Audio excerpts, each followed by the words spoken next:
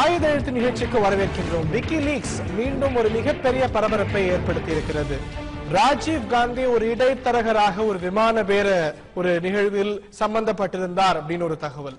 இன்னொரு தகவல், ஜார்ஜ் பெர்னாண்டஸ் அமெரிக்காவுடைய உளவு நிறுவனமான CIA நிதி உதவி கோரினார் அப்படின்னு இன்னொரு கேபிள். இது வடநாட்டை மையப்படுத்திய தகவல்கள் என்றால் தமிழ்நாட்டை மையப்படுத்திய பல தகவல்களையும் விக்கிலீக்ஸ் வெளியிட்டிருக்கிறது. திராவிட முன்னேற்ற கழகத்தை சேர்ந்த ஒரு அமைச்சர், முன்னாள் அமைச்சர், அமெரிக்காவிடம் தனி தமிழ்நாடு பிறக்குமானால் அதை பெற்று தருவதற்கு அமெரிக்கா உதவுமா என்று கேட்டிருக்கிறார் அப்படின்னு ஒரு தகவல். LTTயை கண்டு கருணாநிதி அஞ்சினார் என்று ஒரு தகவல். இது போன்று பல்வேறு பரபரப்புகளை இந்த ஒரு விக்கிலீக்ஸ் வெளியிட்டிருக்கக்கூடிய பல்வேறு கேவல் தகவல்கள் ஏற்படுத்தி இருக்கின்றன. ஆகையால் விக்கிலீக்ஸ் உடைய நம்பகத்தன்மை கேள்வி கேட்கப்படுகின்றது. இதனால் இவற்றையெல்லாம் நம்பலாமா, இவையெல்லாம் உண்மையைத்தான் செப்புகின்றனவா, இது போன்ற கேள்விகள் எல்லாம் பரபரப்பாக எழுந்திருக்க இதை பற்றி இந்த நிகழ்ச்சியில் நாம் விவாதிக்க இருக்கின்றோம். முதலில் இது பற்றி ஒரு தொகுப்பினை காண்போம்.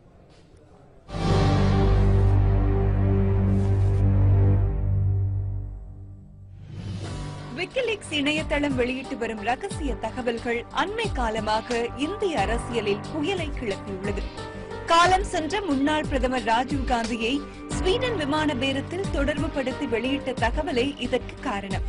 விக்கிலீக்ஸ் தகவலை தொடர்ந்து காங்கிரஸ் தனது நிலையை விளக்க வேண்டும் என பாஜக கோரி வருகிறது. ஆனால் இதனை திட்டவட்டமாக மறுக்கும் காங்கிரஸ் தரப்பு விக்கிலீக்ஸ் தகவல்கள் நம்பகத்தன்மை அற்றவை, ஆதாரமற்றவை என்று கூறியுள்ளது. இப்போது மட்டுமல்ல, ஏற்கனவே இந்திரா காந்தி குறித்தும் சஞ்சய் காந்தி குறித்தும் கூட விக்கிலீக்ஸ் பரபரப்பு தகவல்களை வெளியிட்டது. அதாவது இந்திரா காந்திக்கு பின்னர் காங்கிரஸ் தலைமையிடத்துக்கு வர சஞ்சய் காந்தி முயன்றதாகவும் அப்போதைய கேரள காங்கிரஸ் கமிட்டி தலைவராக இருந்த AK ஆண்டனி எதிர்ப்பு தெரிவித்ததாகவும் தகவல்களை வெளியிட்டது விக்கிலீக்ஸ். சஞ்சய் காந்தியை எதிர்த்ததால் தான் AK ஆண்டனிக்கு சோனியா காந்தி முக்கியத்துவம் அளித்து வருவதாகவும் கருத்துக்கள் எழுந்தன. அமெரிக்க தூதரக தொடர்புகளை மையப்படுத்தி விக்கிலீக்ஸ் வெளியிட்டு வரும் தகவல்கள் அவ்வப்போது அதிர்வலைகளை ஏற்படுத்தி வந்துள்ளன. தமிழகம் தொடர்பான தகவல்களையும் வெளியிட விக்கிலீக்ஸ் தவறவில்லை. மத்தியில் இந்திரா காந்தி தலைமையில் காங்கிரஸ் ஆட்சியும் தமிழகத்தில் திமுக ஆட்சியும் இருந்த 1975ஆம் ஆண்டில் அப்போதைய வீட்டு வசதித்துறை அமைச்சராக இருந்த ராஜாராம் தனி தமிழ்நாடு அமையுமானால் அதை அமெரிக்கா ஆதரிக்குமா என அமெரிக்க தூதரகத்தை நாடியதாக விக்கிலீக்ஸ் பரபரப்பை கிளப்பியிருக்கிறது. அதேபோல் முதல்வர் ஜெயலலிதா மேற்கொண்ட நடவடிக்கை உட்பட பல்வேறு தகவல்களையும் வெளியிட்டுள்ளது விக்கிலீக்ஸ். பரபரப்புக்காக மட்டுமே பயன்பட்டு வரும் விக்கிலீக்ஸ் தகவல் குறிப்பிடத்தக்க தாக்கத்தை ஏற்படுத்தவில்லை என்பதே கடந்த கால பதிவுகளாக உள்ளது. பல்வேறு நாடுகளின் அரசியல் தலைவர்களின் ரகசிய தலையீடுகள் குறித்த தகவல்களை வெளியிட்ட விக்கிலீக்ஸ் தமிழகத்திலும் இந்திய அரசியலில் பரபரப்பை ஏற்படுத்தியுள்ளது. ரகசிய தகவல்களை வெளியிடுவதால் சிக்கலை உருவாக்குகிறதா விக்கிலீக்ஸ்?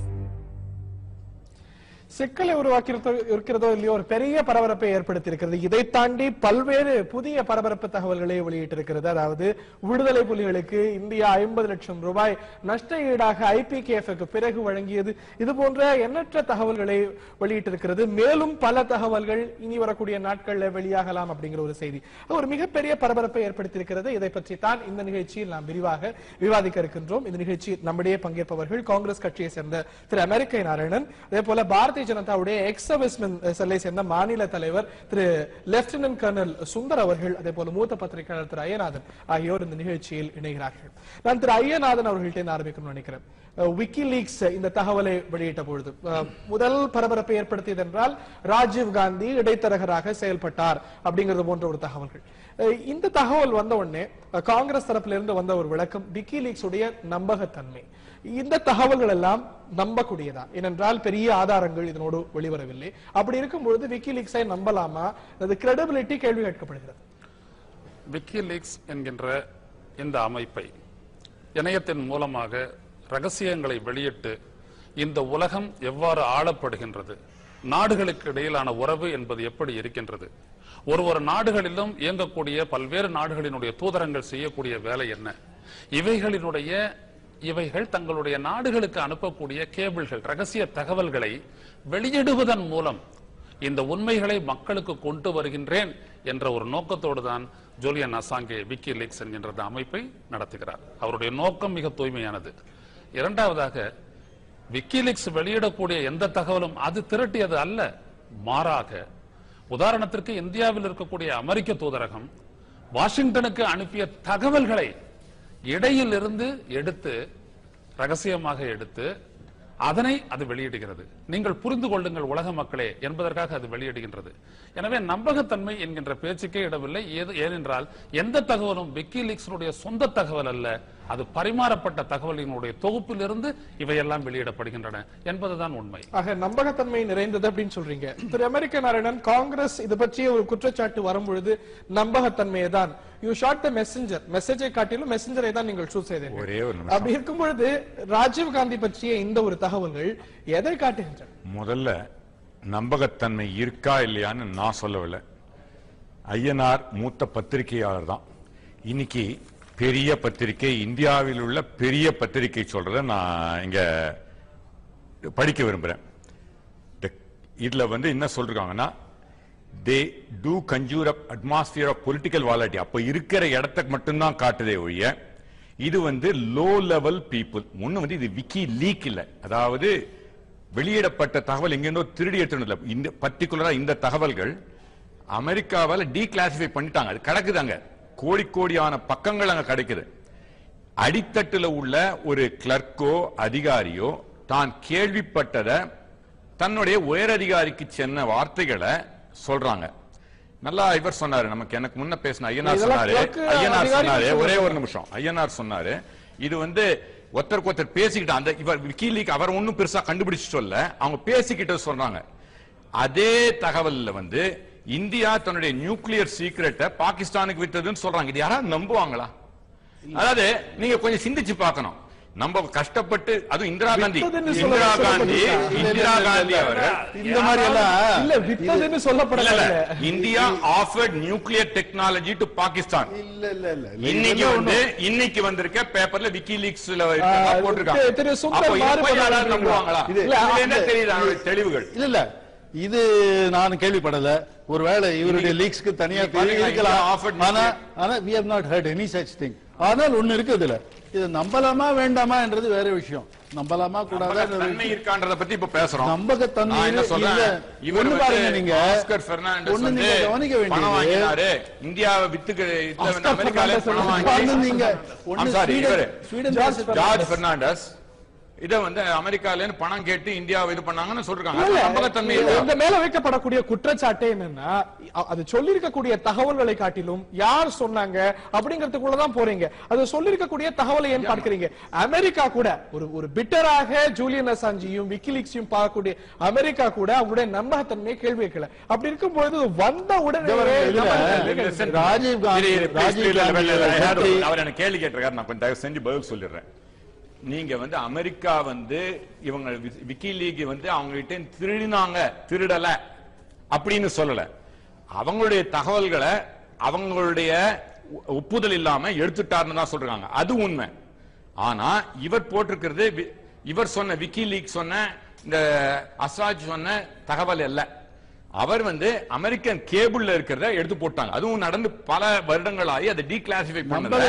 இன்னைக்கு பத்திரிகைகள் பரபரப்புக்காக இவைகளை இந்த மீடியா ரேட்டிங்ஸும் பத்திரிகைகள் அதிகமாக விற்கிறதுக்காகவும் முன்ன ஒரு காலத்துல சில உண்மையில்லாத தகவல்களை விட்ட பத்திரிகைகளுக்கு ஒரு பேர் இருந்தது. அந்த மாதிரி செய்ய ஆரம்பிச்சிட்டாங்கன்னு நான் சொல்றேன்.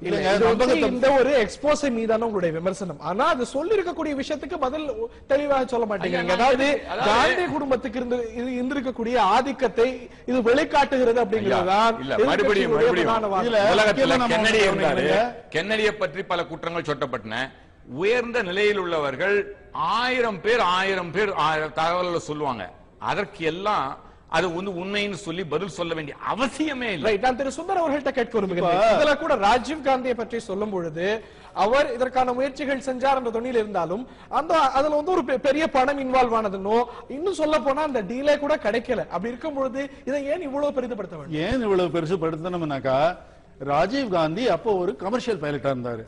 அவருக்கு ஃபைட்டர் ஏர்கிராஃப்ட் பத்தி ஒன்னும் தெரியாது. இது எப்படி கமர்ஷியல் ஏர்கிராஃப்ட்ன்றது ஒரு பஸ் மாதிரி, ஃபைட்டர் ஏர்கிராஃப்ட் ஒரு டேங்க் மாதிரி. இது ஓட்டுறவர் அதுக்கு போட்ட முடியுமா? இத பத்தி தெரிஞ்சிருக்க வாய்ப்பு இருக்குதா? இருந்தாலும் he tried to be ஒரு ஆந்திரபிரினர் மாதிரி ஒரு இடத்தை. ஆனா இதுல நாம ஒண்ணு கவனிக்க வேண்டியிருக்கோம். இதே ஸ்வீடன் தேசத்து கூட அவர் பிரதம மந்திரி ஆனதுக்கு அப்புறம் பீரங்கி பேரம், இதே ராஜீவ் காந்தி அவங்க கூட பீரங்கி பேரம். போஃபர்ஸ் கன் நல்ல கன் தான், அதை பத்தி கவலை இல்ல, அதை பத்தி சந்தேகம் ஒண்ணுமே இல்ல, அதை பத்தி சொல்றதுக்கு ஒண்ணுமே இல்ல. ஆனா அதுல அவரு 64 கோடி ரூபாய் சம்பாதிச்சார் வந்திருக்கு இல்லையா? இதே ராஜீவ் காந்தி இதே ஸ்வீடன் தேசத்து கூட தானே அது. அதனால அதுல நம்பகத்தன்மையை சந்தேகப்படுறதுக்கு ஒண்ணும் இல்ல. ரெண்டாவது, இது ஒரு விஷயம். ரெண்டாவது, இதெல்லாம் ஒன்றும் டீக்ளாசிஃபைட் மேட்டர் இல்ல. விக்கிலீக்ஸ்ல வர்றதெல்லாம் டீக்ளாசிஃபைட் மேட்டர் இல்ல. டீக்ளாசிஃபைட் மேட்டர் யாரும் கண்டுக்கிறது கூட இல்ல. அவங்க டீக்ளாசிஃபை பண்ணும்போது இந்த மாதிரி விஷயத்தெல்லாம் டீக்ளாசிஃபை பண்றது இல்ல. இது விக்கிலீக்ஸ்ல இருக்கிறது முற்றிலும் உண்மைன்றதான் நான் கருதுகிறேன். ஒண்ணு, ஆனால் உங்களுடைய கூட்டணியில இருந்த ஜார்ஜ் பெர்னாண்டஸ் பற்றிய ஒரு கருத்து வந்திருக்கிறது, அதுவும் முற்றிலும் உண்மையா? அது உண்மையா இருக்கிறதுக்கு வாய்ப்பே இல்லை. ஏனென்றால் அத்தனையும் உண்மை George Fernandes, the person who has spoken to it, who has spoken about it, is not the person who is relevant to the subject. He was at that time underground. அவர் ஒளிந்திருந்தார். அவர் போய் ஒரு அமெரிக்க தூதரை மீட் பண்ணாருன்றது நம்ப முடியற மாதிரி இல்ல. திரு ஐயநாதன், இது எப்படி வசதியான அம்சங்களே கட்சிகள் ஒரு விஷயத்தை இவங்க சாதகமான விஷயங்களை இவங்க நம்புறாங்க, அவங்க சாதகமான விஷயத்தை அவங்க நம்புறாங்க. ஒரே ஒரு நிமிஷம், நான் வந்து ஜார்ஜ் பெர்னாண்டஸ் செஞ்சாருன்னு நான் சொல்லல, நீங்க சொன்னீங்க. அதனால எனக்கு நான் எப்பயுமே விக்கிலீக்ஸ் வந்து நம்ப தகுந்த, அவர் வேணா அந்த மாதிரி சொல்லலாம், நான் அந்த மாதிரி சொல்ல. இப்படி நான் 2 நாக்குகளோட நான் பேசுறேன். இன்னொன்னு சொல்ல விரும்புறேன், ஒரே ஒரு இதை மட்டும் சொல்றேன். இவர் லீக் பண்ணலன்னு சொல்றாரு. இன்னைக்கு நான் வந்து ஆங்கில பத்திரிகை பேர் சொல்ல வேணாம்ன்றதால நேஷனல் பத்திரிகை நீங்க கையில வச்சிருக்கீங்க, அதுல போட்டிருக்காங்க, during this year when Henry Kissinger was secretary, these cables were already available for online viewing in National Archives. So நீங்க சொன்னது தவறியா? இல்ல, நீங்க சொன்னது இல்ல, தவறுன்னு நான் இத பத்தி நான் பேசிக்கிட்டு இருக்கேன். நீங்க இது வரலாம்னு சொல்றீங்க, பேப்பர்ல வந்து நான் காட்றேன். அதாவது ராஜீவ் காந்தி மையப்படுத்திய குற்றச்சாட்டுகள் எவ்வளவு சீரியஸாக பார்க்கப்படுகிறதோ அதை காட்டிலும் ஒரு தீவிரமான அமெரிக்க எதிர்ப்பாளராக பார்க்கப்படுபவர் ஜார்ஜ் பெர்னாண்டஸ். ஆனால் அமெரிக்காவுடைய உளவு நிறுவனத்திடம் பணம் பெற முயன்றார் அப்படிங்கிற ஒரு குற்றச்சாட்டு ரொம்ப சீரியஸானது அல்லவா? இதை எப்படி சீரியஸாக பார்க்கிறோம்? நான் சொல்றேன் அப்படின்னு சொல்லிருக்காங்க, அது உண்மையான எனக்கு தெரியாது. அடிப்படையில் திரு ஜார்ஜ் பெர்னாண்டஸ் அவர்கள் இந்த நாட்டினுடைய மிகப்பெரிய அரசியல்வாதி, தலைவரா இல்லை என்பது ஏற்பதை பொறுத்து இருக்கக்கூடிய விடயம். திரு ஜார்ஜ் பெர்னாண்டஸ் அவர்கள் ராமனோகர் லோஹியா வழிவந்த சோசலிஸ்டுகள் இவர்கள் எல்லாம் ஒரு அமெரிக்கனை பார்த்து கைகுலுக்கிறதுக்கான சந்தர்ப்பம் எங்காவது எழுந்திருக்குமான்றதே சந்தேகம். ஒண்ணு. இரண்டாவது விடயம் நான் சொல்றேன், இந்த கேபிள்ல ஏற்படக்கூடிய விடயங்கள்ல இருக்கக்கூடிய அந்த வார்த்தைகளை நீங்கள் நன்றாக பார்க்க வேணும். இதே இந்த ஸ்மியர் கேம்பெயின் என்று சொல்லுவார்கள், மக்களிடையே செல்வாக்கு பெற்ற ஒரு தலைவரை பற்றி தவறாக ராஜீவ் காந்தி மக்களுடைய செல்வாக்கு இருந்ததுன்றது 89ல முடிஞ்சு போச்சு. இல்ல, ராஜீவ் காந்தி நம்புறோம், ஜார்ஜ் பெர்னாண்டஸ் ஆதாரத்தை சொல்றேன். நீங்க சப்சிக்வெண்டா ராஜீவ் காந்தி எப்படி இருந்தாரு? தான் ஒரு கமர்ஷியல் பைலட்டா இருந்த போது ராஜீவ் காந்தி வந்துட்டு ஒரு ஆண்டர்பிரினரா இருந்தார் என்று அவன் சொல்லக்கூடிய வார்த்தையை நான் ஏற்கவில்லை. ஏன் சொல்கின்றேன் என்றால், அவர் ஒரு வசதி படைத்த குடும்பத்தவர், அவருக்கு அப்படிப்பட்ட விடயம் எதுவும் இல்லை. ஆனால் ராஜீவ் காந்தியை அவரோடு சேர்ந்த சக்திகள் பயன்படுத்த முயற்சித்திருக்கலாம். நீங்கள் நன்றாக கவனிக்க வேண்டும், போஃபோர்ஸ் பீரங்கி பேர ஊழலில் கூட ராஜீவ் காந்தியோடு இருந்தவர்கள் தான் இந்த விடயங்களை செய்தார்களே ஒழிய ராஜீவ் காந்தி செய்யவில்லை. இருங்க,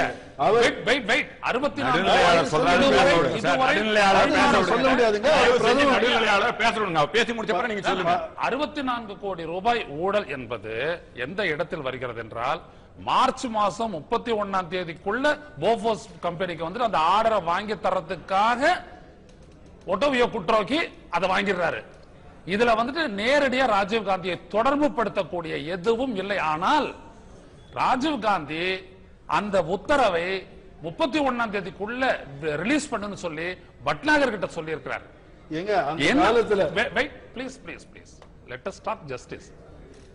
அப்ப அந்த போஃபோர்ஸ் பீரங்கி வாங்குவது என்று தீர்மானிக்கப்பட்டு விடுகிறது. நன்றாக நீங்கள் கவனிக்க வேண்டும், தீர்மானித்தது ராஜீவ் காந்தி அல்ல, அது தீர்மானிக்கப்பட்ட விதமே தவறு என்பதெல்லாம் பிறகு சோஃப்மா தான் நல்லா பொருந்துச்சுன்றதெல்லாம்.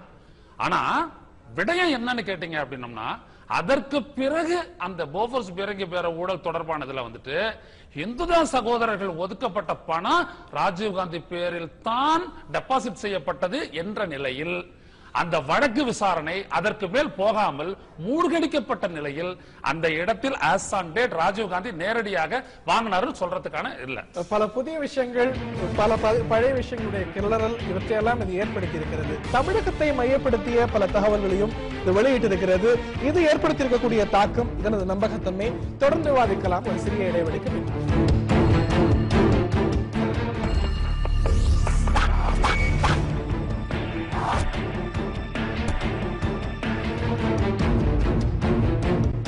ஆயுத எழுத்து நிகழ்ச்சிக்கு வரவேற்கின்றோம்.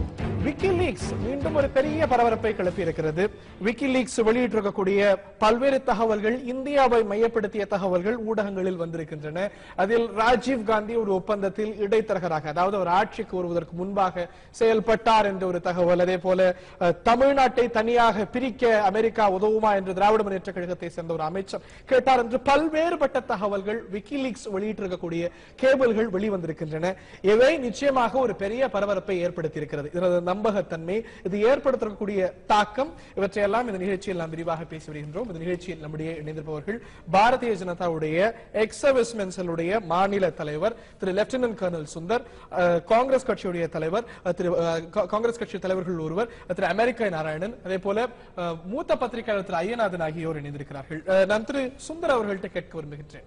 அதாவது இப்போ அரசியல்வாதிகள் தங்களுக்கு சாதகமான அம்சங்களை சொல்லும் பொழுது இல்ல இல்ல இந்த விக்கிலீக்ஸ் நம்பகத்தன்மை உள்ளது அப்படின்னும், இல்ல உங்களுக்கு எதிரானது அப்படிங்கும்போது இல்ல இது நம்ப முடியாது அப்படின்னு சொல்றீங்க. மீண்டும் இந்த ஜார்ஜ் பெர்னாண்டஸ் விஷயத்துக்கு வருவோம். சீரியஸான அலிகேஷன்ஸை வைத்திருக்கிறது, அவர் பல்வேறு காரணங்களை வைத்தார். ஆனாலும் ராஜீவ் காந்தி விஷயத்தை நீங்க எப்படி பார்க்கிறீங்களோ அதே கோணத்துல தானே இதையும் பார்க்கணும். ஒரு விஷயம் நான் உங்களுக்கு சொல்ல விரும்புறேன். இந்த தமிழகத்து மிக முக்கியமான ஒரு நியூஸ் பேப்பர்ல விட்டு விட்டா இன்ஸ்டால்மெண்ட்ல இந்த விக்கிலீக்ஸை வெளியிடுறாங்க. இந்த இது வந்த உடனே ஒரு பரபரப்பு, நாடெல்லாம் அதை பத்தி பேசுது, எல்லா ஊடகங்களும் அதை பத்தி பேசுது. இதை ஒண்ணு நம்ம ஞாபகம் வச்சுன்னு இருக்கிறோம். நம்ம மனது, நம்ம நாட்டின் மக்களுடைய மனது திசை திருப்பப்பட்டு கொண்டிருக்கிறது. இன்றைக்கு என்ன நடக்குது? 30 ஆண்டுகளுக்கு முன் நடந்த கதையை பத்தி நம்ம எல்லாம் பேசிட்டு இருக்கிறோம். இன்னைக்கு என்ன நடக்குது? காங்கிரஸ்ல டர்ட்டி ட்ரிக்ஸ் டிபார்ட்மெண்ட் ஒரு டிபார்ட்மெண்ட் இருக்குது. அவங்க தான் இந்த மாதிரி எல்லாம் செய்யறது. எப்ப நினைக்கிறாங்களோ, எப்ப மக்களுடைய மனசு மாற்றணுமோ, ஒரு ராஜ்யசபா கருத்து கூட அவங்க தான் புகுத்தினாங்களா இருக்கலாம் என்றுதான் என்னுடைய இது. நான் என்ன சொல்றேன், இது சாதாரணமான ஒரு விஷயம் இல்ல. நாம இதை சிரிச்சு விட முடியாது. இப்ப இந்த தருணத்துல மக்களுடைய மனது நாட்டினுடைய திசை திருப்பறதுக்கு என்ன இன்னைக்கு என்ன நடக்குது இதை பற்றி நாம 2030 பேசுவோம். ஆனா இன்னைக்கு நடக்கிறத நாம இப்ப கண்டுக்கணும், நாம கவனிக்கணும். அதை மறைக்கிறதுக்காக தான் இது நடக்குது. அது ஒண்ணு. இது முதல் பாயிண்ட். இரண்டாவது பாயிண்ட், 30 ஆண்டுகளுக்கு முன்னே நடந்த பத்தி இப்ப பேசி என்ன பிரயோஜனம்? ஒன்னே ஒண்ணுதான், அந்த குடும்பம் ஜவஹர்லால் நேருவிலிருந்து, இந்திரா காந்தியிலிருந்து, ராஜீவ் காந்தியிலிருந்து இப்ப வரைக்கும் இந்த நாட்டை கூறு போட்டு துண்டு துண்டாக விற்கிறதுக்கு தான் அந்த குடும்பம் இருக்குதோ ஒழிய அவர்களுக்கு வேற எதுவுமே கிடையாது. அப்படி இருக்கும்போது அடல் பிஹாரி வாஜ்பாயுடைய மருமகன் பற்றிய குற்றச்சாட்டு வந்திருக்கிறது. இதே விக்கிலீக்ஸ்ல அது பற்றிய தகவல் வந்திருக்கிறது. ஜார்ஜ் பெர்னாண்டஸ் பற்றிய விஷயங்கள் வந்திருக்கிறது. அவற்றையெல்லாம் இன்னொன்னு சொல்றேன். யுத்தங்களில் அடல் பிஹாரி வாஜ்பாய் அவர்கள் அளித்த ஒரு லீடர். கார்கில் யுத்தத்தை நீங்கள் ஞாபகம் வச்சுக்கணும். அது நாம பிளான் பண்ணி செய்ததில்லை, நம்ம மேல் திணிக்கப்பட்ட யுத்தம். அந்த யுத்தத்துல வெற்றி கண்டது அடல் பிஹாரி வாஜ்பாயுடைய ராஜதந்திரம், அவருடைய ability plus the excellent condition of the Indian army. இதனால தான் நாம ஜெயிச்சோம். அதனால நாம அடல் பிஹாரி வாஜ்பாய் பேசுறதுக்கு முன்னே அவர் எந்த மாதிரி ஒரு தலைவரா இருந்திருக்கிறாரு, நாட்டிற்கு என்னென்ன செய்திருக்கிறாரு என்பதை பற்றி நாம பேசணும். அடல் பிஹாரி வாஜ்பாயை பத்தி எந்த விதமான விக்கிலீக்ஸும் கிடையாது. அவருடைய வருமானம் பற்றி குறிப்பிட்டிருப்பதாக இருக்கிறீங்களா? இந்நிலையில திரு ஐயனார் பேசுறது 2-3 பதில் சொல்றேன். இவர் என்ன சொன்னாரு, ராஜீவ் காந்தியை பத்தி பேசிச்சு, அதுல குறிப்பிட்டது அவர் ஒரு பைலட்டு, அவருக்கு என்ன ஃபைட்டர் பிளேன் தெரியும் பத்தி பேசினாரு. இவர் ஒரு லெப்டினன்ட் கர்னல். இன்னைக்கு சகலத்தை பத்தியும் நல்லா அலசி ஆராயரு.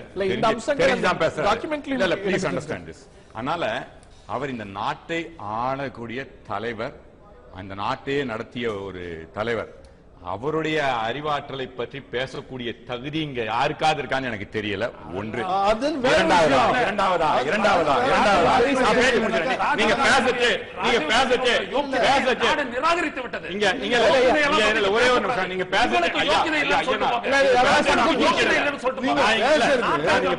நான் குறுக்கிடல, ஒரு வார்த்தை குறுக்கிடல. தயவு செய்து யாருக்குமே என்னையும் சேர்த்தா சொல்றேன். அவர் ஒரு உயர்ந்த தலைவர், அவருக்கு நிகராக நம்ம யாருமே இல்லங்கிறதுல எந்த விதமான சந்தேகம்.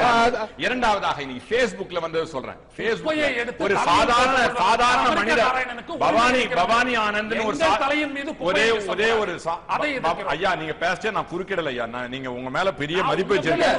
ஆனா நம்ம யாருக்குமே அந்த தகுதி இல்ல.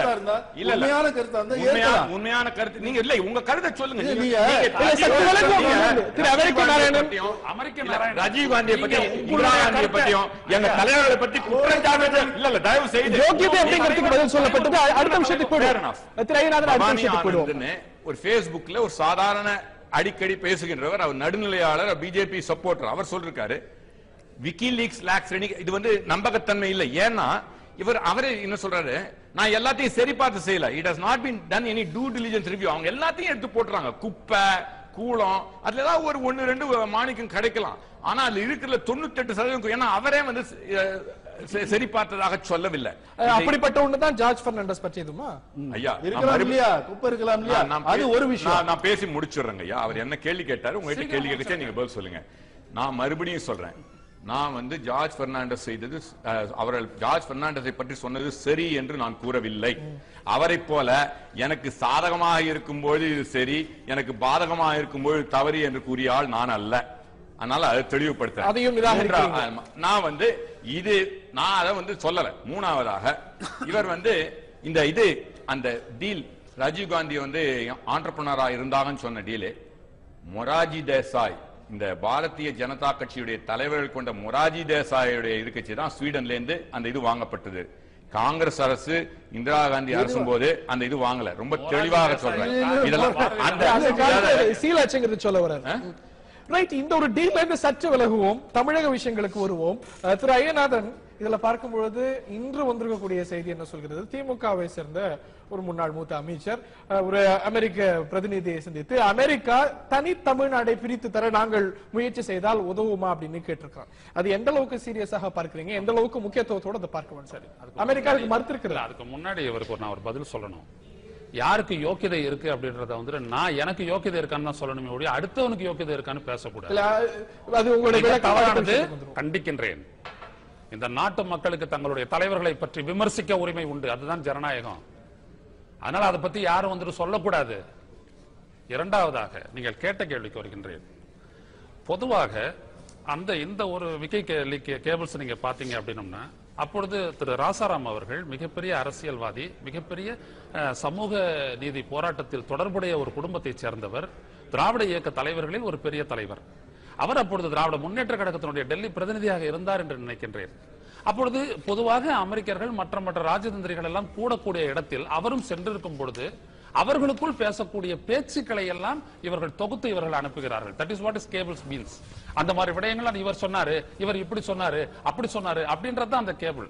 இந்த கேபிளுக்கு இருக்கக்கூடிய நம்பகத்தன்மை என்னன்னா அந்த ரிப்போர்ட் தானே ஒழிய விக்கிலீக்ஸ் அசஞ்சையும் கிடையாது. அடிப்படையிலேயே நீங்க பார்க்கணும்னா from the cable you must have to make the understanding, you have to use your discernible mind. Julian Assange ரொம்ப தெளிவா சொல்றாரு, நாம் எப்படி ஆளப்படுகின்றோம் என்பதற்கான அறிகுறிகள் இவை எல்லாம்ன்றாரு.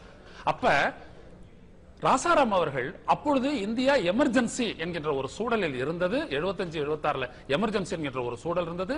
இந்த நாட்டினுடைய ஜனநாயகம் அப்பொழுது இருட்டறையில் தள்ளப்பட்டிருந்தது திருமதி காந்தி அவர்களால். அந்த சூழலில் இப்படிப்பட்ட ஒரு சந்திப்பில் பேச்சுவாக்கில் அமெரிக்காவினுடைய மனதையோ அல்லது தெரிந்து கொள்ளவோ இப்படி இருந்தால் நீங்கள் ஒப்புக்கொள்வீர்களா என்று கேட்டிருக்கலாம். ஆனால் அந்த நேரத்தில் இருந்த அரசியல் சூழலை முழுவதுமாக அறிந்தவன் என்கின்ற அடிப்படையில் சொல்கின்றேன்.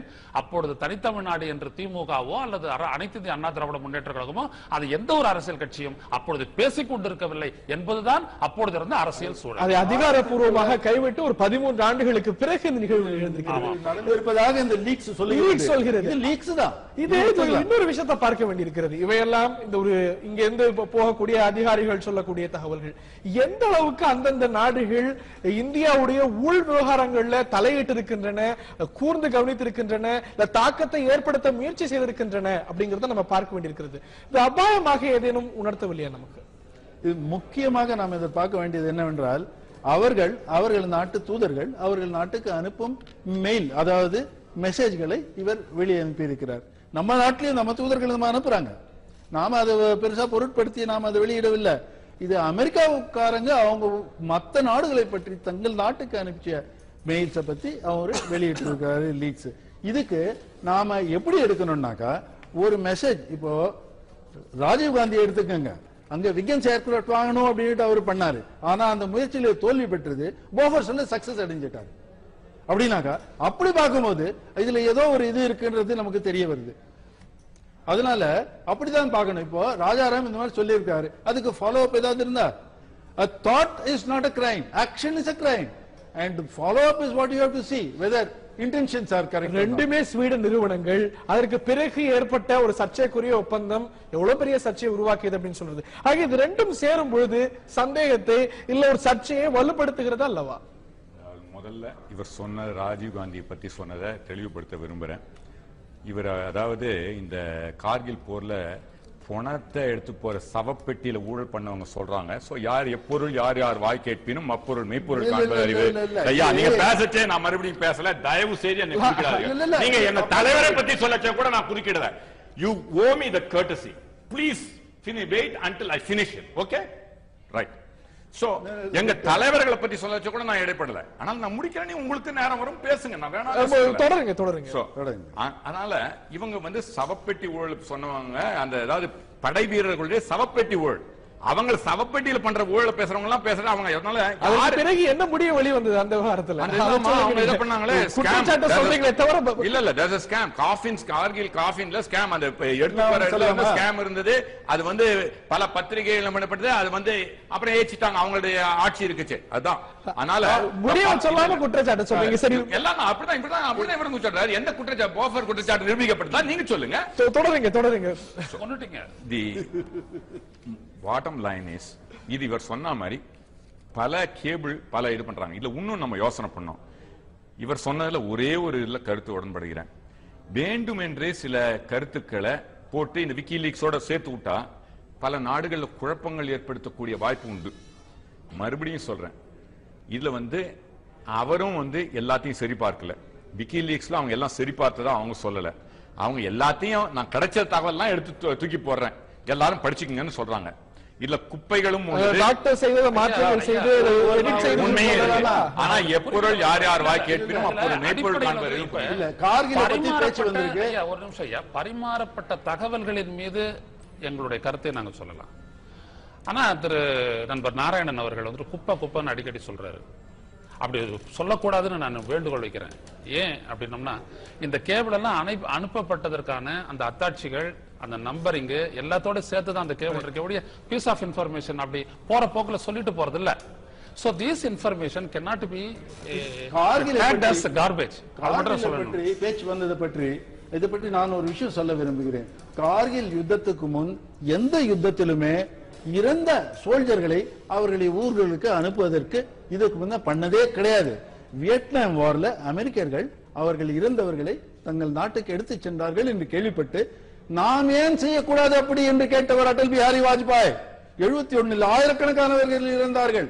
இந்தோ பாக் வார்ல யாருமே அனுப்பலையே, இந்திரா காந்தி அம்மையாருக்கு அனுப்பலையே. அங்கங்க அவங்களை அங்கேயே தகனம் பண்ணிட்டு நம்ம சினிமால பாப்போமே, கேப் பெல்ட் அதை எடுத்துட்டு போய் அந்த விதவைக்கோ அவங்க அம்மாவுக்கோ கொடுத்துட்டு வருவாங்க.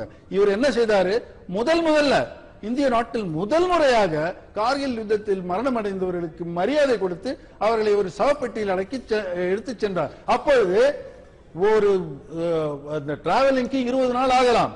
இந்த 20 நாளுக்கு அந்த சவம் கெட்டு போகாம இருக்கிறதுக்கு அதுக்கு என்ன டெக்னாலஜின்றது நம்மிடம் இல்லை. அதற்காக முதல் முறையாக சில காஃபின்கள் வாங்கப்பட்டது, உபயோகிக்கப்பட்டது. இதுல என்ன தப்பு? இப்போ சார் 10 நாட்கள் ஊழல் பண்ணது அது நிரூபிக்கப்படல அப்படிங்கிறது உங்களுடைய வாதம். போஃபர்ஸும் தவறு, அந்த ஒரு வாதமும் தவறுங்கிறது உங்களுடைய வாதம். ஆனால் திரு அமெரிக்க நாராயணன் ஒரு வாதத்தை சொன்னார். இது எல்லாம் தொகுத்து கொடுத்திருக்கிறார்கள், இதில் மெய்ப்பொருள் காண வேண்டும் அப்படின்னார். ஆக இதுல விசாரணை நடத்தப்பட வேண்டும், இன்வெஸ்டிகேஷன் செய்யப்பட வேண்டும் என்பது கம்யூனிஸ்டுகளுடைய வாதமாக இருக்கிறது. மீண்டும் இதுல விசாரணை தேவையா? இவற்றையெல்லாம் சீரியஸாக எடுத்துக்கொள்ள வேண்டுமா? பழைய விஷயங்கள் கிளறப்பட்டு புதிய பிரச்சனைகள் மறக்கடிக்கப்படுவதற்காக யுக்தியா? இந்த கேள்விகள் எல்லாம் மேலும் இருக்க தொடர்ந்து பேசலாம், தொடர்ந்து வாதிக்கலாம். ஒரு சிறிய இடைவெளி. ஆய்வு எழுத்து நிகழ்ச்சிக்கு வரவேற்கின்றோம். விக்கிலீக்ஸ் ஏற்படுத்திய ஒரு பரபரப்பு இன்றைய விவாதத்தின் தலைப்பாகிறது. விக்கிலீக்ஸ் தமிழகத்தை மையப்படுத்தி, வட இந்திய தலைவர்களை மையப்படுத்தி பல்வேறு தகவல்களை வெளியிட்ட தகவல்களுடைய தொகுப்பு நாளேடுகளில் வந்து கொண்டிருக்கிறது. இது ஒரு பெரிய பரபரப்பை ஏற்படுத்தியிருக்கிறது. இந்த நிகழ்ச்சியில் நம்முடைய விவாதித்து வருபவர்கள் காங்கிரஸ் கட்சியை சேர்ந்த திரு அமெரிக்க நாராயணன், மூத்த பத்திரிகையாளர் திரு ஐயநாதன் மற்றும் பாரதிய ஜனதாவுடைய எக்ஸ் சர்வீஸ்மென்களுடைய மாநில தலைவர் திரு லெப்டினன்ட் கர்னல் சுந்தர். நான் திரு ஐயநாதன் அவர்கள்ட்ட கேட்க விரும்புகின்றேன். இது ஒரு தமிழர் பிரச்சனை அப்படின்னு பார்க்கும் பொழுது இலங்கை தமிழர் பிரச்சனையை மையப்படுத்திய 4-5 தகவல்கள் வந்திருக்கின்றன. ஒன்று, விடுதலை புலிகளுக்கு பயந்தார் திரு கருணாநிதி, அதனால் சில நடவடிக்கைகள் எடுத்தார் அப்படிங்கிறது. இன்னொன்று, இந்தியா காம்பன்சேஷனாக, நஷ்ட ஈடாக IPKF அனுப்பியதற்காக 50 லட்சத்தை விடுதலை புலிகளுக்கு கொடுத்திருக்கிறதுங்கிற தகவல். அந்த தகவல் உங்களுக்கு ஏற்புடையதாக படுகிறதா? ஆமா, இது திரு ஆண்டன் பாலசிங்கம் அவர்கள், தமிழீழ விடுதலை புலிகளினுடைய ஆலோசகர், அவர் எழுதிய புத்தகத்திலேயே, விடுதலை என்கின்ற புத்தகத்திலேயே குறிப்பிட்டுள்ளார். ராஜீவ்காந்திக்கும் தலைவர் திரு வேலுப்பிள்ளை பிரபாகரன் அவர்களுக்கும் இடையே நடந்த அந்த விவாதத்தின் பொழுது, அப்பொழுது நீங்கள் எனக்காக இந்த இந்திய அமெரிக்க ஒப்பந்தத்தை ஏற்க வேண்டும் என்று ராஜீவ்காந்தி கேட்கும் பொழுது, எங்களுடைய விடுதலையை விட்டுத்தர முடியாது என்று பிரபாகரன் அவர்கள் தொடர்ந்து கூறிய பொழுது, நான் உங்களுடைய சுதந்திரத்தை, உங்களுடைய உரிமையை காப்பாற்றுவதற்காகவே இந்த ஒப்பந்தத்தை போட்டுள்ளேன், எனக்கு கொஞ்சம் அவகாசம் தர வேண்டும், நான் அதையெல்லாம் நிறைவேற்றி வைக்கின்றேன் என்று சொல்லும் பொழுது, நான் இலங்கை அதிபருக்கு அங்கே ஒரு பேரலல் அட்மினிஸ்ட்ரேஷனை LTTE தமிழீழ விடுதலை புலிகள் நடத்துகிறார்கள் என்று சொல்லுகின்றார்கள், அதை நீங்கள் நிறுத்திக் கொள்ள வேண்டும் என்று கேட்கும் பொழுது, அப்பொழுதுதான் சொன்னார், நாங்கள் அப்படி எதுவும் நடத்தவில்லை, எங்களுடைய மக்களிடமிருந்து நாங்கள் நிதி பெற்று எங்களுடைய இயக்கத்தை நடத்துவதற்காக நாங்கள் செய்து கொண்டிருக்கின்றோம், அதை என்று சொல்லும் பொழுது, அதை நான் தந்துவிட்டால் நீங்கள் நிறுத்திக் கொள்வீர்களா என்று ராஜீவ்காந்தி கேட்கிறார். அப்பொழுது பண்ருட்டி ராமச்சந்திரன் எல்லாம் இருக்கின்றார்கள். அப்பொழுதுதான் அவர் தலைவர் சொல்கின்றார், செய்யுங்கள், உங்களுக்காக. ஆம், ஒப்புக்கொள்ளப்பட்டது, கொடுக்கப்பட்டிருக்கலாம். ஆனால் கூடிய விரைவிலேயே அந்த இந்திய அமைதிப்படைக்கும் விடுதலை புலிகளுக்கும் இடையே மோதல் வந்து விட்டதால் அது கொடுக்கப்பட்டதா இல்லையா என்பது பற்றி தெரியாது. ஆனால் இந்த தகவல் பதியப்பட்டுள்ளது. தமிழீழ விடுதலை புலிகளினுடைய ஆலோசகராக இருந்த அந்த இயக்கத்தினுடைய மூத்த உறுப்பினர் திரு ஆண்டன் பாலசிங்கம் அவர்கள் இதை பதிவு செய்தார். அதே போல இதுல குறிப்பிடப்பட்டிருக்கக்கூடிய இன்னொரு விஷயம், மற்ற நபர்கள்ட்ட போறதுக்கு முன்னாடி, கருணாநிதி பற்றி பல்வேறு விமர்சனங்கள் இங்கு வைத்து வர, விடுதலை புலிகளுக்காக அஞ்சி சில நடவடிக்கைகளை எடுத்தார், ஈழத்துக்கு ஆதரவான சில விஷயங்களை எடுத்தார் அப்படின்னு குறிப்பிடப்பட்டிருக்கிறது. இல்லை, ஒன்றுதான் சொல்லுகிறேன். இலங்கை என்பது தமிழரது நாடு, இலங்கை என்பது நம்முடைய நாடு. இதில் வடக்கு பகுதியிலும் கிழக்கு பகுதியிலும் அதிகமாக நாம் வாழ்ந்து கொண்டிருந்தோம். அந்த காலத்தில், ஆதி காலத்தில் இதன் தென் பகுதியிலிருந்து வன்னியர்கள் வந்தார்கள். அவர்கள் அப்பொழுது அந்த இடம் தான் காட்டு பிரதேசமாக இருந்தது. அங்கே அவர்கள் வந்து அவர்கள் அங்கே தங்கி நாளடைவில் அவர்கள் ஜனத்தொகை பெருகியது. அது இல்லாமல் அங்கு இருந்த லோக்கல்ஸ் சேர்த்து கொண்டு அவர்கள் வளர்ந்து விட்டார்கள். வந்தவர்கள் இது எங்க ஊருன்னு சொல்றாங்க, இது எந்த விதத்திலையும் நியாயமாகாது. இது தமிழர் நாடு, நாம தான் எல்லாருக்கும் முன்னால அங்க இருந்தோம். இப்ப தமிழர்கள் வந்து எங்க நாட்டிலேயே எனக்கு உரிமை கொடு, எனக்கு ஓட்டு உரிமை கொடு, எனக்கு படிக்கிறதுக்கு உரிமை கொடு கேட்கறது ஒன்று பிரிவினைவாதம் ஆகாது. இது நாம ஞாபகம் வச்சுக்கணும். கேட்ட கேள்விக்கு நான் பதில் சொல்லிவிடுகிறேன். ஒரே ஒரு நிமிஷம். மட்டும் அவர் வந்து பாரதிய ஜனதா கட்சியினுடைய உறுப்பினரா பேசுறேன். மறுபடியும் அவங்க வந்து பார்லிமெண்ட்ல ஒண்ணுமே இப்படி பேசுறாங்க, இங்க தமிழ்நாட்டுக்கு வந்தா ஒண்ணு மாதிரி பேசுறாங்க, இவர் இல்ல ஒண்ணு பேசுறாரு. அவங்களுடைய தமிழ்நாடு காங்கிரஸ் ஒரு கருத்தும் இல்ல, எங்க காங்கிரஸ் கருத்தும் அவங்க கருத்து, காங்கிரஸ் இந்திய தேசிய காங்கிரஸ் கருத்து ஒன்னாதான் இருக்கு. என்ன சொன்னோம், இலங்கை பிரச்சனையை பொறுத்தவரை நாங்க என்ன சொன்னோம், இலங்கையில ராஜீவ் ராஜவர்தனே உடன்படிக்கைப்படி தமிழர்களுக்கு சிங்களவர்களுக்குள்ள சம உரிமை அது அங்க இருக்கணும். தமிழருடைய பகுதிகள் தமிழர்களால் ஆளப்பட வேண்டும். அவங்களுடைய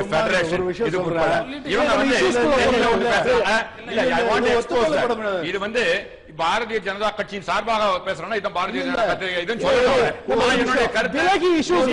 காங்கிரஸோட கருத்து நான் சொல்ல விரும்புகிறேன். இலங்கை விஷயத்துல விக்கிலீக்ஸ் தாண்டி பேசிட்டு இருக்கோம். இந்த விவகாரத்துல நான் இன்னும் மற்றொரு கேள்வி கேட்டிருந்தேன். அதாவது திமுக தலைவர் பற்றிய பல்வேறு விமர்சனங்கள் வைத்து வர விக்கிலீக்ஸ் வைத்திருக்கக்கூடிய தகவல்கள் உங்கள் விமர்சனங்களுக்கு சற்று நேர்மாறாக இருக்கிறது. இல்லை, நீங்கள் அந்த விக்கிலீக்ஸினுடைய அந்த ரிவலேஷன்ஸ் அதை நீங்க எடுத்து படிச்சீங்கனாலே பயந்ததாக கூறப்படுகிறது என்று வருகிறது. நீங்க நன்றாக அதான் சொல்ல வரேன். அந்த வாட் ஹஸ் பீன் டிரான்ஸ்பயர்டு, அவங்க பேசப்பட்டது அறிந்ததை தான் பேசுறாங்க. இது கூட இன்னொருத்தர் சொன்னதா கூட பேசல. நாங்க வந்துட்டு அப்படி உணர்றோம் அப்படின்னு சொல்லி தான் அவங்க சொல்றாங்க. இந்த இதுல உள்ளபடியே நீங்க பாத்தீங்க அப்படின்னா கலைஞர் கருணாநிதி அப்பொழுது முதல்வராக இருந்தபோது பயந்தாரு, அதெல்லாம் சும்மா பேச்சு, அப்படிலாம் எதுவும் இல்லை. இரண்டாவது விடயம், தமிழீழ விடுதலை புலிகள் வந்துட்டு இந்த இடத்துல ஒரு சப்பட்டச்சு பண்ணுவோம், அந்த மாதிரி என்றைக்குமே தமிழீழ விடுதலை புலிகள் நினைத்ததும் இல்லை, செய்ததும் இல்லை. நன்றாக நீங்கள் புரிந்து கொள்ள வேண்டும். குறிப்பிட்ட அந்த ராஜீவ்காந்தியினுடைய படுகொலை அல்லாமல் நீங்கள் வேறு எந்த இடத்திலும் தமிழீழ விடுதலை புலிகள் இங்கே ஒரு நாச வேலையில் ஈடுபட்டார்கள் என்று எதையுமே சொல்ல முடியாது. ரைட். கடைசி கருத்து திரு நாராயணன் அவர்கள்ட்ட கேட்க விரும்புகின்றேன். உங்களுடைய கூட்டணியில ஒரு சில மாதங்கள் வரைக்கும் அங்கம் வைத்த திமுகவை சேர்ந்த ஒரு அமைச்சர் தனி நாடு அமைத்து தர அமெரிக்கா உதவுமா அப்படின்னு கேள்வி கேட்பதாக சொல்லப்பட்டிருக்கிறது. அது பற்றி உங்களுடைய பார்வைகளை பதிவு செய்யுங்க. we have to அதை பற்றி ஐயனார் சொல்லிட்டாரு. ஆனா ஐயனார் மறுபடியும் ஐயனார் அவர்களும் எங்களை மாதிரி அவருக்கு சாதகமா விக்கிலீக் தான் பெஸ்ட்னாரு. ஆனா அவங்களுக்கு சாதகம் இல்லாம ஒண்ணு வச்சே மாத்தி சொல்றாருன்றதை தெளிவுபடுத்த விரும்புறேன். இரண்டாவதாக இதே மாதிரிதான் ராஜீவ்காந்தியை பற்றி அவங்களே சொல்லிட்டாங்க, இட்ஸ் நாட் சப்ஸ்டான்ஷியேட்டட்னு ஒரு வார்த்தை சொல்றாங்க. அதாவது இதை வந்து யாருமே என்ன செய்ய நிரூபிக்கப்பட முடியலை அப்படின்னு விக்கிலீக்ஸ் சொல்லிருக்கிறதா அந்த அமெரிக்க கேபிள்ல சொல்லிருக்கிறதா சொல்றாங்க. அதை பத்தி நம்ம பேசல. மெய்ப்பொருள் காணணும். நீங்க அதையேதான் இந்திய கம்யூனிஸ்ட் கட்சி கேட்கிறது. விசாரணை நடத்துங்க, விஜிலன்ஸ் வச்சு விசாரணை நடத்துங்க. விசாரணை நடத்தலாம், அது அவர்களுடைய கருத்து. நீங்களும் அதே கிட்டத்தட்ட அந்த கருத்து தான் சொன்னீங்க. மெய்ப்பொருள் காணணும்ன்றதுதான் அது உண்மைதான். யார் இந்த பேச்சை கேட்டாலும் மக்கள்கிட்ட கேளுங்க. இதை வந்து 30 வருஷமா அமெரிக்கா வந்து சொல்ற பொய்களுக்கெல்லாம் நீங்க வந்து இது பண்ணணுமா அப்படின்னு கேளுங்க. மக்கள் சொன்னாங்கன்னா நடத்ததான் வேணும். இல்ல ஒண்ணு இல்ல, இது மக்கள் மன்றத்துல வச்சிருக்கோம், மக்கள் பதில் சொல்லுவாங்க. நான் ஆரம்பத்தில் சொன்ன அதே கருத்தை ரிப்பீட் பண்ண விரும்புகிறேன். இதெல்லாம் ஒரு ஸ்மோக் ஸ்கிரீன், ஒரு கர்டன். இன்று என்ன நடக்கிறது ஊழல், இதை மறைப்பதற்காக 30 ஆண்டுகளுக்கு முன்னால் நடந்த கதையை எடுத்து வெளியே விடுகிறார்கள். This is all part of the Congress dirty tricks department. அது உங்களுடைய கருத்தாக இருக்கு. இது பற்றிய பல்வேறு இல்லை, நான் ஒரே ஒரு விஷயத்தை சொல்லி விடுகிறேன். இப்பொழுது நேரம் ரொம்ப குறைவு. நேரம் ரொம்ப குறைவு. நான் சொல்லிடுறேன், சொல்ல வேண்டியது. அசாங்கேயினுடைய அந்த பணி என்பது உண்மையை வெளிக்கொணர்தல் தான்.